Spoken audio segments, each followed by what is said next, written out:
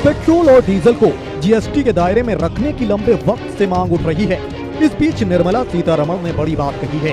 केंद्रीय वित्त मंत्री निर्मला सीतारमण ने बड़ा बयान देते हुए कहा कि देश की अर्थव्यवस्था मजबूती के साथ पुनरुत्थान की दिशा में आगे बढ़ रही है।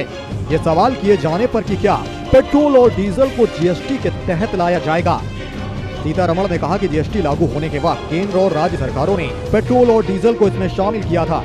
जीएसटी कानून में एक प्रावधान है जिससे पेट्रोल और डीजल जीएसटी में शामिल हो सकते हैं।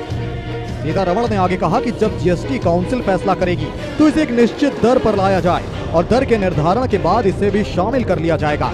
पेट्रोल और डीजल को शामिल करने के लिए जीएसटी कानून में कोई नया बदलाव नहीं करना होगा, किंतु परिषद को तय करना है इसे कब और किस दर पर लाना है। बीते रोज जीएसटी काउंसिल की 45वीं मीटिंग हुई थी। इस बैठक में फिलहाल पेट्रोल डीजल को इसके दायरे से बाहर रखने का निर्णय लिया गया। बताया जाता है कि अगर पेट्रोल और डीजल को जीएसटी के दायरे में लाया जाता है तो इसकी कीमत में भारी कटौती हो जाएगी।